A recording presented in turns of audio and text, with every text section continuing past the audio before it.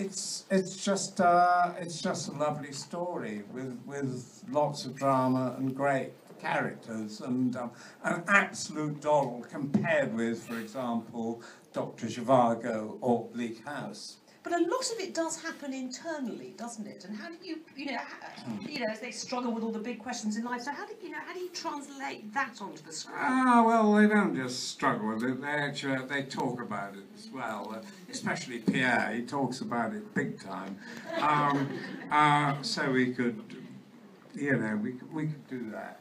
I mean, maybe I made a complete bollocks of it, but it didn't really seem to be that difficult. Tom, let's talk about the filming.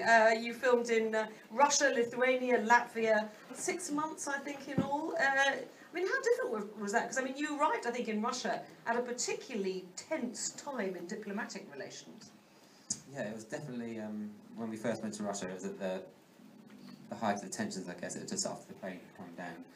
The Malaysian Airlines plane, and I guess I was nervous about going to Russia.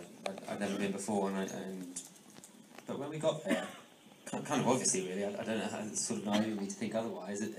Everyone was sort of just like us, and we met with our co-producers who were brilliant filmmakers who were excited as we were, and we sat down with a panel of experts on Tolstoy, on kind of the history of St. Petersburg, and a whole bunch of other things, and I was slightly scared what they'd make of us coming over there filming their great literary classic, but they were so supportive and so excited that we were going over there and making it, and wanted to be part of the process and to help us through it, and they did just that. And incredible, you got access to Catherine the Great's palace, for instance, and lots of the palaces. Were there any complications in getting in there to film? Yes, I think there were lots of complications. And it was difficult, you couldn't touch anything, you couldn't, this happens actually in episode 3, and it's a wonderful ballroom scene. There's like thousands and thousands of candles all around, but obviously you can't have naked flames in there, so it's about how you get around all these things, and we... You had 200 waltzing Russian extras, I believe, in that ballroom scene. We did, and they were amazing as well. They absolutely loved it, and they kind of really contributed to the atmosphere, and the language thing was difficult, but they spurred us on and inspired us, certainly. Faith, let's talk about the commissioning of this. I mean, why War and Peace? Why now? What was the starting point? I think I was really interested in trying to find a world classic to bring to the BBC and to play to a British audience. And I read War and Peace, it was about 3.5 years ago, and was struck by how fresh it is actually as a novel, and how instantly engaging the characters are, and how young they all are actually, and how all of their stories and struggles are actually stories and struggles that we still, they felt very contemporary. We still, sort of have the same, or certainly kind of deal with the same kind of questions today, albeit this is, a different kind of historical crisis. But in essence, they are young characters searching for their way in life. And they make mistakes. They fall out with their parents. They fall in love with the wrong people. They challenge their friendships. Human beings haven't changed. And was Andrew your first call? Absolutely, of course. Who else? And I sent the book to Andrew. And Andrew was just about to go on holiday to Antigua for 2 weeks, and said, "I'll take it with me and I'll read it on the beach." And I thought, okay.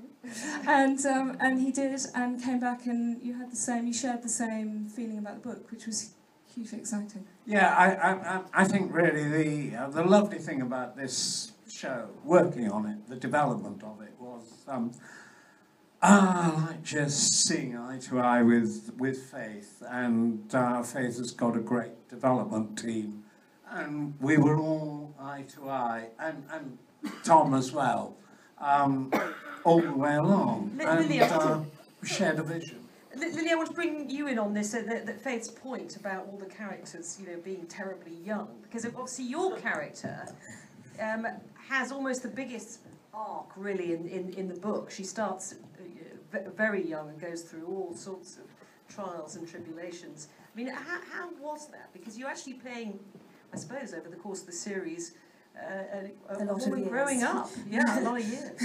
It's really exciting because the cast haven't seen it yet, so I'm feeling a bit like heartbeaty. Natasha Young, yeah. I wanted her to feel really young at the start to sort of accentuate her journey. And also, if you capture that spirit of youth and openness and excitement, where everything's going to be okay, Nikolai's going off to war, but it's going to be fine. Because, you know, you haven't experienced heartbreak or grief yet. And I thought if you really feel that, then you see why she's so led in by Anatole, and that open spirit is taken advantage. And so I felt that was important to accentuate her growth. I mean, I think at times Tom had to tone me down a bit. He was like, we did it on scales of like really young to a bit older because I was really flapping about. James, it was amazing. Now I know that Andrew said that Prince Andrei is the Russian Mr. Darcy. So yes, was that the note that he gave you to start with? Yeah, thanks for that, Andrew. That went really well to read through. You are quite dark and brooding. Yeah, I spent my time flapping around and Tom having to tone me down as well. The one piece of direction I got regularly from the back of Tom's monitor was "Stop smiling!" "Stop smiling" was what I was told over and over again. Yeah, he is a bit. He's quite brooding. There is so much stuff going on in Andre. As Andrew says, as you said yourself, these characters are doing so much, and there are these long passages where Andre is in a carriage looking at an oak tree, and you know, pages and pages of conflict and very existential, deep thought, as you saw, I'm sure, from those long looks. What reactions did you get from Russians that you were taking on one of the great characters of their literary canon? Horror, shock. No, generally I think they were really excited about us being there, as Tom said, and I think we felt very blessed and we felt like we were taking this responsibility on. I did have this one encounter with the artistic director of the Mali Theatre Company, Lev Mokhtar, I think, who we were watching the Cherry Orchard, and he summoned me backstage and said, "You're playing Wolkowski. Good. How old are you?" I said, "I'm 30. He said, "Good age for Wolkowski. No man under 40 has ever taken him on." Because the circles of contemplation are so complex. And the only thing he said in English to me as he turned away was, hey, good luck. So yeah. Did you have to go and see the Cherry Orchard as part of your research? No. Was that part of it, or you just happened to be... We chose, yeah, it was amazing. Yeah. We chose to. I went with a couple of the cast members. But yeah, I think we felt that we you know, War and Peace is a Hamlet for them. It's a huge, you know, treasured text. So we felt that we had to do it justice. And I know that Tom and Andrew have. Oh, actually, I want to ask you and Tom about filming some of those battle scenes, because that's quite, you know, must have been quite tough, wasn't it? Yeah, it was. It's very, very. I mean, it looks like exciting and explosions, but it's really very slow, and it's just a logistical nightmare because you have to move lots of people around all the time, and every new shot takes an hour to reset the explosions and to reset people, and the horses need watering, and the actors need watering, and the extras need watering, and then people need to go to the toilet, and then you need to walk half a mile across the field to go to the toilet, and then you walk back again, and then so it's a very kind of it's a slow process, but it sort of embodies filmmaking really, which is like a lot of planning for a short amount of whiz bang. Massive thanks to George Steele, our DOP, who has, I think, done an extraordinary job with it. Is he there? Massive.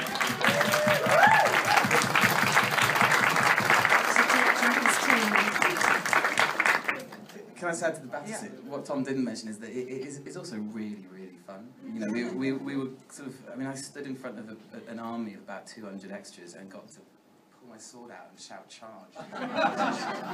So yeah, I mean it is really. But then there were other challenges where my most heroic moment, I turned the sort of tide of the Russian retreat with a standard and ran into battle and shouted charge, and the standard snapped in my hands. And so there were obviously massive challenges and things which always went wrong, but generally it was a dream, wasn't it? we had a lot of fun. It was funny because the girls went off for sort of a month and a half, and we came back and they really looked battle worn. You really felt like they'd been through a war. You'd just been in the bath. Yeah. And we'd all sort of been loving a bit of time off, and they'd been freezing on fields. Right, any Russian spas or banyas or whatever? Yeah. We just came home. Just came home. Actually, I want to ask about the casting of Paul Dano as Pierre, and an American actor familiar from Little Miss Sunshine, 12 Years a Slave, just been nominated for a Golden Globe for Love and Memory. I mean, why an American in an all-British cast? Tom, Faye? I think Pierre's a very difficult part to cast. He's quite a passive character in some ways. There's a lot of internal complexity going on, and he's a sort of misfit, and he doesn't quite fit into anything. And we really sat down and we spoke about it in great depth, and we thought there weren't a great deal of actors that we kind of initially sprung to mind. And Paul was someone that was on all our lips, I think, and someone whose work I've admired for a long time and always wanted to work with. And we started looking into him and found out that he'd studied Russian literature and had a real kind of particular interest in Tolstoy. So and he's just such a thoughtful and intelligent actor. And I think, he really, from the first meeting and conversation, he really understood the complexity of the character and the fragility and yet the kind of sort of silliness as well, that, the sort of misfit nature of him. And he's just really good. So. and the only non-Brit on set. Can I say about Paul? I mean, I thought it was absolutely extraordinary performance, and you kind of look at previous Pierres, and Anthony Hopkins in 1972 or 1973 or whenever it was, is like a bravura, flashy performance of Pierre, and it's a showstopper. And what Paul does is like completely the opposite. It's all kind of inside. He takes you into him. He doesn't kind of show off Pierre. He just well, for me anyway. Well, you've seen him in the first episode tonight, and it's all like that. You just kind of care about him, and you love him, and you worry about him. What did you say to him? What was your sort of note on how he should do Pierre? Tom? Paul had a really clear idea of what he wanted to bring from the very beginning. I mean, he worked so hard on that character, as all our cast did, and so brilliantly. And I think that's one of the things, the scripts and the source material is so rich that casting it was one of the easiest projects I've ever had to cast, because everyone wanted to be involved, and that kind of continued all the way through the production. Everyone worked so hard and was so well prepared, and that's a lot of care came from Paul and his work into the character. Lily, I understand that you were reading War and Peace on the set of Downton Abbey. Is that right? Thanks. Yes, I was. I kind of carried it around with me like a Bible. Maggie Smith would be like, "Have you finished it yet?" I know. No. But I remember I'd be reading it and we'd be doing dining room scenes, and then they'd say rolling, and I'd sort of drop the book under the table, like boom, and the sound guys would get like an echo in their ear because it was so heavy. Any parallels that you spotted while you were doing it? Oh yes, probably lots of time. What about the costumes? I mean, the costumes obviously are very sumptuous in this. Does that help you get into the role? Yeah, the costumes are amazing. Ed is amazing. It was my first costume fitting was a joy. I always love the fittings because you start putting the clothes on and you start standing differently and sort of moving and sort of swirling around. And with this fitting in particular, it was just brilliant. And how he took the War and Peace and the period and the style and the genre, but also it feels so fresh. I didn't have a corset on, which was a relief, and everything just felt so bold, and it really, really helped with all our characters, I think. We should also say that I didn't know this, but Lithuania have an incredible heritage when it comes to tailoring and fabric. They have a really good linen. I bought some really good linen trousers. But everything is handmade. And I had like 20 costumes and they were all handmade. It was incredible. And those guys, we should also take our hats off to the Lithuanian tailors team, because those guys were amazing.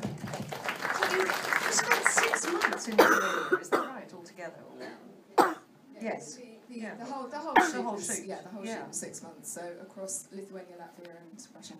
We bookended it, and so we started in St. Petersburg in the middle of winter in like -20, and then we ended it in St. Petersburg in the white nights. Yeah, so it never got dark apart from by like an hour at 3 o'clock. It's amazing. And did you get terrifyingly cold on set? It actually wasn't that good. Yes. It's all right, go on. Tell us some horror stories. We had these big Canada geese. There was one moment when Jim and I were walking, and we thought, the snow's up to our waist, and we didn't quite gauge where we were, and we felt like we were on these big planes. And then we saw in the very distance, we saw these little figures moving, and these husky dogs. And we were like, oh my God, and we realised that they were ice fishermen, and we hadn't realised that we were standing on a frozen lake, and it was just this huge extent. And then even Jim Broadbent, who's filmed everywhere, just went, God, this couldn't be anywhere else but Russia. And that was, for me, a moment when I went, wow, this is very special. Tom, what was the most sort of, I'd say, challenging or frightening moment of this shoot, apart from the battle scenes? Or were they the scariest bit? A lot of it was quite scary, really. I think just the sheer number of extras was turning up and into a ballroom scene and realising you've got to work out what you're going to do and where people are going to move and how the camera's going to move, and the different languages, but I think with any job it's always the same. You take one step at a time, you work it out as you go along. So there was lots that were scary, and there were certainly lots of moments that we were terrified about what we'd do next, but we had a really strong team across 3. So when you say all the different languages, have you literally got sort of teams of interpreters on set with sort of loudspeakers shouting in Russian and Lithuanian? Yes, exactly. That's exactly right. Yeah. I hardly got out at all there, but like one big day when I did get out, like they were shooting the wolf hunt. I mean, there's a wolf hunt in the book, and in the book there's 80 borzois hunting a wolf. Now, nowadays, nobody hunts wolves with borzois, but they'd actually got all the borzois in Lithuania to turn up. And all these borzois were like pampered pets there with their owners. They were lovely dogs. They'd come up and say, ooh, I like you, I like you, I like you. And then Tom was saying, get them organised into gangs, because they've got to run after this wolf who's not actually there. They just had to run down the hill, and they said, oh yeah, let's get into a gang with some other dogs. And they all ran down the hill, going, rah, rah, rah, this is great. Then when they got down the bottom of the hill, they were like, now what? I'm lost, where's my mum? And they get all confused, and then they all had to be reorganised, reunited, comforted, because they'd been lost, because they were really soppy dogs. And then it all had to happen again. And I mean, that was my brief glimpse into what it was all like shooting. And I was just like hanging around, bonding with borzois, so it was fine for me. And I guess the other thing that struck me on that day was, forgive me if I'm going on too long, the whole Rostov family was there. Dad, brothers and sisters, little brother, and Sonia was there. They were all in these really cute hunting costumes, and also their stunt doubles, dressed exactly the same. They're Lithuanian stunt doubles who didn't speak any English at all. And I kept on talking to the wrong people, and saying, like, you're going out for a drink later, and they were like, what? Because they didn't speak English. But anyway, that's basically what it was like. Lily, presumably you had to learn how to ride side saddle, didn't you? I did. I hated it. It's actually much harder to ride side saddle than it is to ride properly because you don't feel as in control of the horse, and you can't really fall off, which filled me with dread because I thought if I tried, I'd just be dangling. But that scene was great. Such a beautiful, amazing passage in the book, and it was amazing when we were all there reenacting. This is the wolf hunt. Yeah, all in our costumes and on horses and. And James, presumably did you know how to ride already? Yeah, a little bit, but we had... But not with a sword and shouting charge at the same time? No. Oh, we had so... They'll pretend they can, and then they have to see it. That's true, I've met a lot of actors who've actually said in auditions, yeah sure, I can ride, but then you I have to can do it. speak 7 languages. My agent. Actually, I think pretty much all our actors were riders. They were all there. There was, and whilst for the kind of the more extreme sections, it was the stunt double was pretty much all. It was always the actors. So they did well. Now, before we wrap, any questions from the audience? Blonde hair. Perhaps you can just sort of stand up and shout, actually. Yeah, because it's quite a small theatre. Yeah, or just project. Yeah. Question first for Andrew or Tom, either or. As James is the Russian Mr. Darcy, you always feel it's like super standout, sexy scenes are a bit like the red shirt. Finally, James, how did you feel in those breeches? So this is, yes, are we going to have a sort of Mr. Darcy, white, wet shirt moment? I don't think we see him with actually nothing on at all, do we? No, it's far too cold. No, but he's just as lovely with everything on.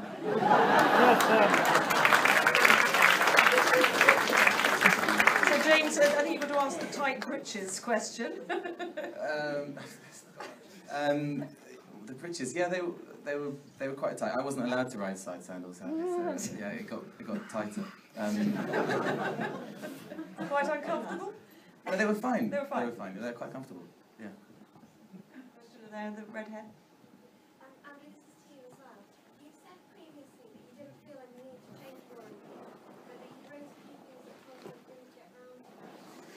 I assume the brother sister relationship is one of those, but are there any others you can look forward to? For those who didn't hear, Andrew said he'd actually written a few things that Tolstoy hadn't got round to. What were they? And what the brother and sister relationship? As you saw in episode 1, the brother and sister relationship was something that I made more clearer. I made it clearer than Tolstoy did. It is there though. It's subtly referenced in the book. Subtly referenced in the book, absolutely.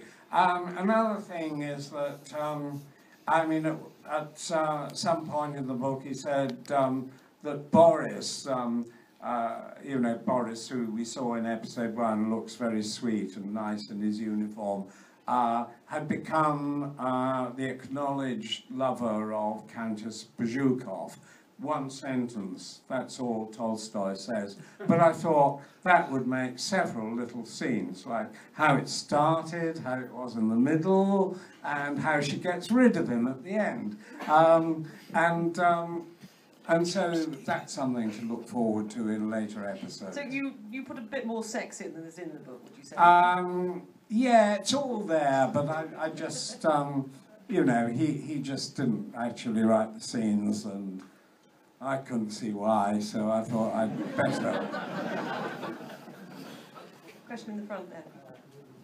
Did you, by any chance, because you had the Audrey Hepburn movie, did you take a look at the movie to see how she portrayed the character at all, or did you just do it as you I'll just repeat that for the people at the back, whether Lily had watched Audrey Hepburn's performance. I didn't. I think I would have been doomed from the start if I had. I love her, and she's just the greatest. So I felt it would be counterproductive to sort of have her version of Natasha in my head. So I didn't. No, I haven't seen any of the other adaptations. Just like that. Thank you. Gentleman there with his hand up, yes. Now sit down and shout. James, I know you learn as an actor on every job that you do. By the end of filming on this, what conclusion have you come to about War and Peace? What conclusion has James come to about War and Peace? Yeah, that's a really easy question. Can I go back to the bridges? Tried in 140 characters. I think we all learned an enormous amount. I've said it a few times. It's lovely playing roles similar to yourself, and Andre is one of those guys who is a real searcher. You know, he really grapples, as is Pierre, as is Natasha, and they're all active. They're all people who are inquisitive. And I don't know that he is that similar to you. I think Andre is very repressed and withdrawn and doesn't show his emotions at all. I think you're very immediately likeable, and I think that. And he doesn't smile. I don't. No, he smiles all the time. Stop you it smile all the time. Yeah. I guess what I mean. I guess the similarity is that the similar. I mean, as Faith's saying, they're universal characters. They are set in this particular period, but their journeys and their challenges and all the relationships they go through are timeless. And he wrote this incredible sort of soap opera, which is so relevant to today. The period is there, but it's very much the context. It's not the main character. And so you do learn about yourself, and within the context of war and peace, you think about how you would deal with these similar challenges. I think, and it teaches you little bits about your own life. And so that's the vaguest answer to the question. Gentleman in the white shirt. Yeah, thank you. It's a relatively rich and lavish production. Is it fair to assume this was a rather more expensive TV series than your average TV? I think this one for Faith, was it more expensive than your average BBC period drama? It certainly wasn't the most expensive drama to be produced out of the UK, but we had a decent budget. I mean, a huge amount to deliver for the budget. So I don't think we ever felt at any time we had spare cash rolling around. I think there's a certain expectation that comes with delivering War and Peace, and we wanted and needed to be able to really deliver the epic alongside all of the intimate character moments. So I hope that answers. I can ask what was more expensive than this thing? Yes, what was the most expensive? I don't know. I just know there are more expensive shows, and I'm jealous. Couldn't possibly say. Presumably the Weinstein Company's contribution made quite a significant difference as well, having American co-producers. Actually, just to say on the Weinsteins, we had a great partnership with Robert and Harvey and McGee in there, and it was actually huge fun working with them throughout the whole process, and I think actually it's been really interesting. Harvey has brilliant editorial instincts, and it was. So he was pretty involved, was he? Yeah. Did he come on set? Yeah. He did. Yes. He did. Another question for you? Briefly. Flying this. James, we know you as the villain, the more nasty character in HAYU. Then you became the rebel in France and stuff. What made you really, I see what possible. What was it? Want to be a glamorous hero? You've been a villain before, did you now want to be a glamorous hero? I don't think that Andre is the classic glamorous hero. He's not that likable, and he's kind of a bit of a. He's very, very flawed, and I mean, as the story goes on, you begin to empathise with him. But unlike Pierre, I think, whose your heart goes out to, Andre is a bastard throughout a lot of it. Yeah, but then that isn't particularly likable. He goes off to war and leaves his. I mean, that moment when he shoves his poor wife into the chair in order to go off to war and search for glory. I think it was his kind of. It's the conflicted kind of the searcher, which is always the fun thing to play. The guy who takes you into these places. This Lev talking about his circles of contemplation. I mean, it was a joke, but it was true. Andre does go deeper and deeper and deeper into this kind of existential mess, and it's just great fun to go there. And replace it with the breeches. Yeah. I think on that note, throwing away the vicar's collar and replacing it with some tight breeches, and we'll bring the Q&A to an end. But please join us all in the crystal room for a drink. Thank you very much.